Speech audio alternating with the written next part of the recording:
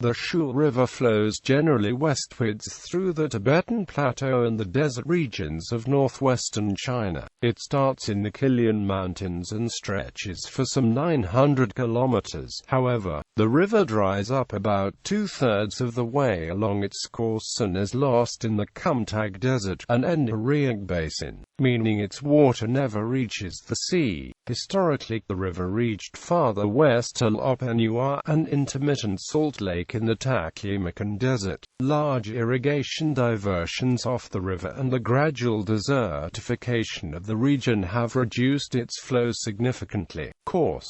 It rises as several streams in a valley on the northern side of the Qilian Mountains and Shannon, on the Tibetan Plateau of extreme northern Qinghai province. In its upper 310 kilometers the river flows generally an NW through deep, glacier-carved valleys and precipitous gorges into Gansu province, and is known as the Changma. It comes out of the mountains in Guizhou County, and spreads onto a massive inland delta or alluvial fan, now known as the Shule proper. The river turns due west into an agricultural valley, where most of its water is taken away for irrigation and industrial use. North of Dunhuang, the largest city in the river's basin, it disappears into the desert after flowing some 540 kilometers. The dry river channel stretches about 350 kilometers further westward to the seasonal Lop Nur basin, which comprises intermittent salt flats, plairs and marshes. Watershed Geography. The Shule's drainage basin covers about 102,300 square kilometers of land, but the contributing portions total only 20,197 square kilometers. There are many other valleys and basins that would drain into the river during extreme floods, but because of the aridity of the region, high-flow events are rare.